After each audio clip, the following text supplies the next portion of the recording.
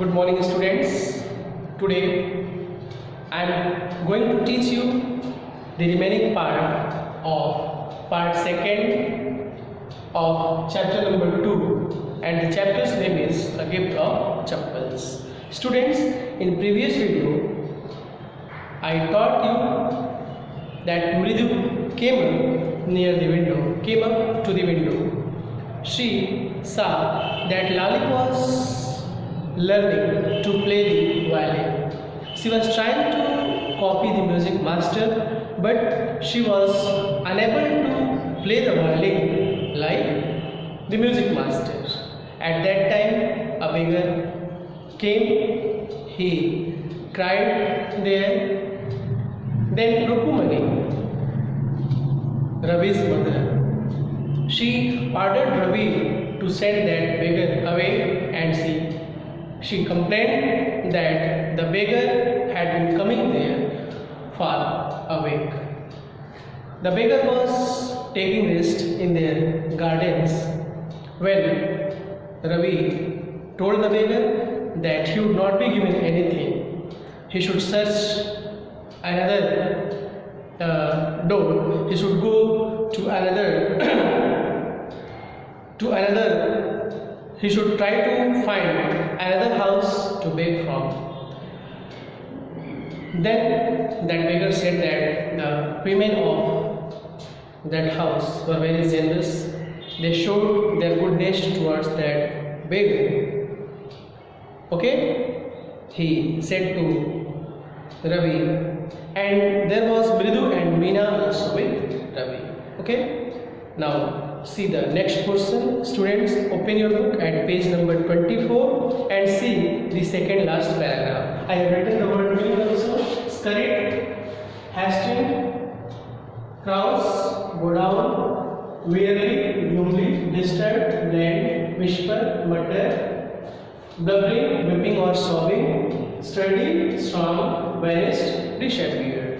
Okay? So see the second last paragraph on page number 24. Ravi, tell him there's nothing left in the kitchen called Rukumani, and he's not to come again. Tell him that, she shouted, fed up. Ravi's mother, Rukumani, she ordered Ravi to tell the beggar that there was nothing left in the kitchen, and she also ordered Ravi to tell the beggar that he must not come again to her house. Ravi did not have to repeat it all to the beggar. What his mother said had been easy for them all to hear. There under the neem tree, the beggar sat up and sighed. When Ravi's mother ordered Ravi that there was nothing left in the kitchen, so Ravi did not have to repeat it, all the things, because the beggar was easily able to listen, to hear what his mother had said. The beggar sat there and he became very sad. I will go, he said wearily. He said gloomy, he became very sad, and he said that he would go from there. Only let me have a rest here under this tree. He said that he had to take rest for a while there. He requested that let him have a rest there under that neem tree. The sun is so hard, the tar has melted on the road. My feet are already blistered. The beggar said that the sun was very hot, and the tar which was on the road had melted on the road, and he said that his feet were already blistered, bled. There were many blisters, many bled on the feet of the beggar. He stretched out his feet to show large pink peeling blisters on the soles of his bare feet. And after that, the beggar stretched out his feet to show the large pink peeling blisters, peeling blade on the soles of his feet. He said that he would take rest there. He would take rest for a while there because the sun was very hot and the tar had melted on the road, and there were many blisters on his feet, and he stretched out his leg and he showed large peeling blisters on the soles of his bare feet. I suppose he does not have the money to buy chappals, Mridu whispered to Meena Ravi. Have you got an old pair in the house somewhere? Mridu muttered, spoke in a very low voice to Meena and Ravi. She told that she supposed that the beggar did not have the money to buy chappals. The beggar had no money to buy chappals, that's why he was barefooted, and she asked both of them if they had got an old pair in the house anywhere. Mridu asked Meena and Ravi if they had got an old pair of chappals in the house anywhere. I don't know, said Ravi. Mine are too small to fit his feet, or I would have given them to him, and his feet were larger than Mridu's and Meena. Ravi said that he did not know, and he said that his slippers were too small. His slippers were so small that they cannot fit to the feet of the beggar. Otherwise, he must have given his slippers to the beggar, and the beggar's feet were larger than Mridu's and Meena's. The beggar was shaking out his upper cloth and tightening his dhoti. He raised his eyes and looked fearfully at the road gleaming in the afternoon heat. The beggar, he was shaking out his upper cloth which he had spread for drying, and he tightened his dhoti.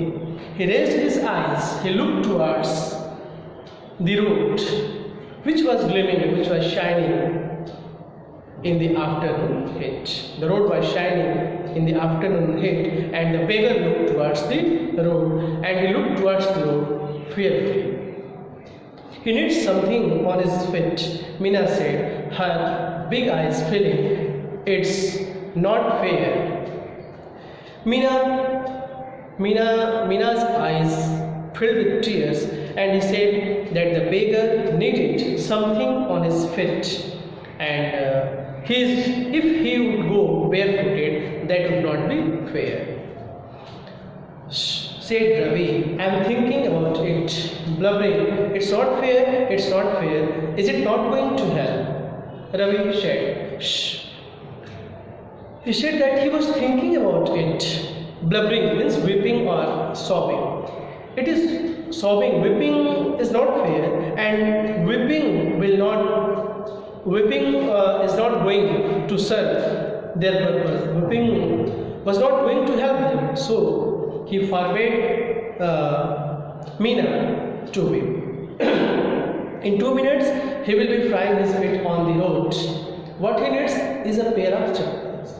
Ravi said that within 2 minutes, the beggar would be frying his feet on the road because he would be barefooted, and the most important thing which he needed was a pair of chappals.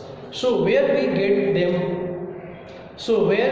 get them? Come, let's search the house. He pushed Mridu and Meena into the house. So Ravi pushed Mridu and Meena into the house to search the chappals. Just as she stepped into the veranda, Mridu's eyes fell on the old-looking chappals she had noticed when she arrived. When Mridu had arrived there, at that time she had seen an old pair of chappals. So when they stepped into the veranda, Mridu's eyes fell on that old slippers, old chappal. She whispered to Ravi, whose are those? And she asked Ravi, whose? chappals were those? Ravi turned and glanced at the shabby looking but sturdy old slippers.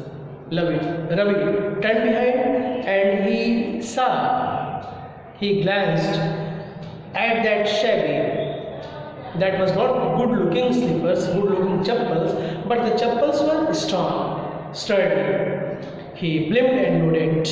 These are just the right size, he said, picking them up. Then Ravi smiled and he picked up those slippers, those chappals, and he said that those were just the right size. Mridu and Meena followed him nervously back into the garden. And they returned towards the garden. Mridu and Meena also followed Ravi. But Mridu and Meena were very nervous. Here, said Ravi to the beggar, dropping the slippers in front of the old man. Wear these and do not come back. The beggar stared at the slippers, hurriedly flung his towel over his shoulder, pushed his feet into them, and left, muttering a blessing to the children. Ravi told the beggar.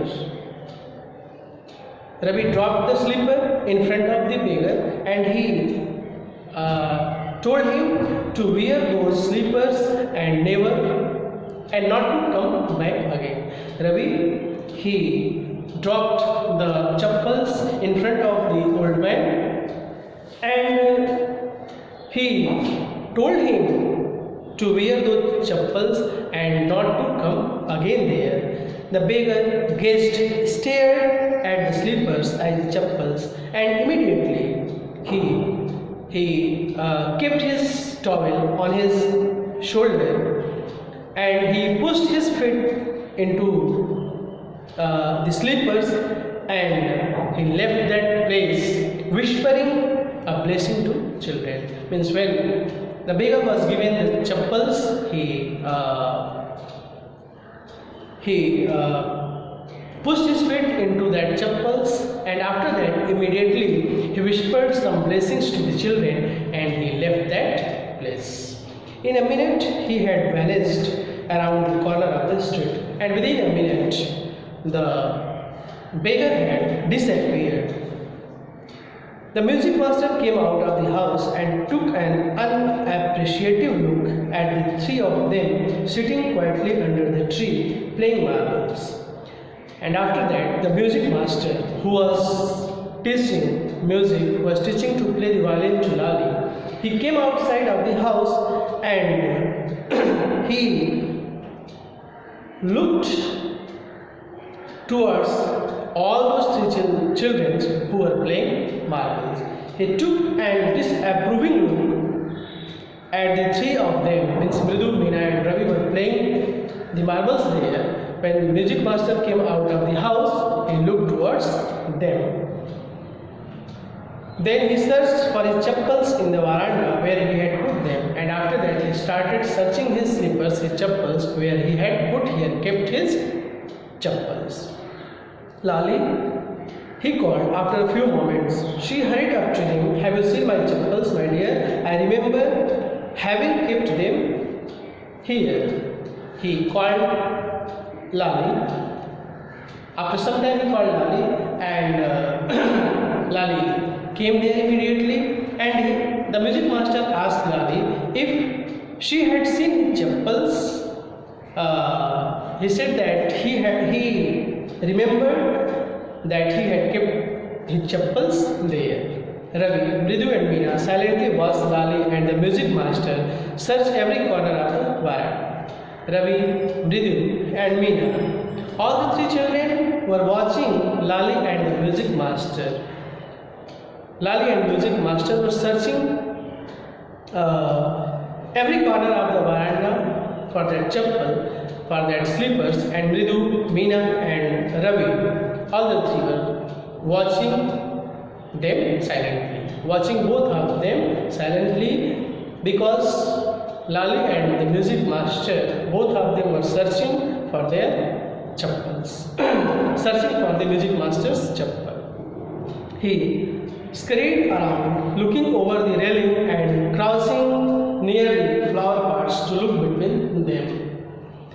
The music master hastened to come. hastened around, means he was moving around moving into the veranda hurriedly. He was looking over the railing and he was bowing down near the flower pots to look between them. Brand new they were. I went all the way to Mount Road to buy them. He went on saying, those cost a whole month's fee, do you know? And the music master said that were very new slippers, branded new slippers, and he had gone all the way to Mount Road to purchase those slippers, and he said that the slippers cost a whole month's fee. He said to Lali, he told Lali that the slippers cost a whole month's fee.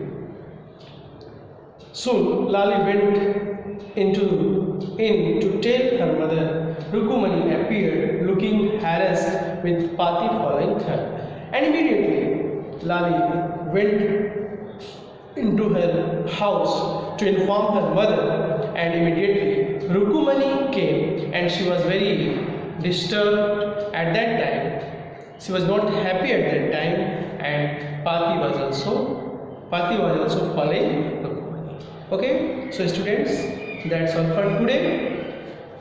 And this chapter is not completed yet, so tomorrow we will read the remaining portion of this chapter. Okay, so you have to write all the word meanings in your notebook. Okay, and after that, after completing this chapter, we will do the exercise. Okay, so that's all for today. Thank you and have a nice day ahead.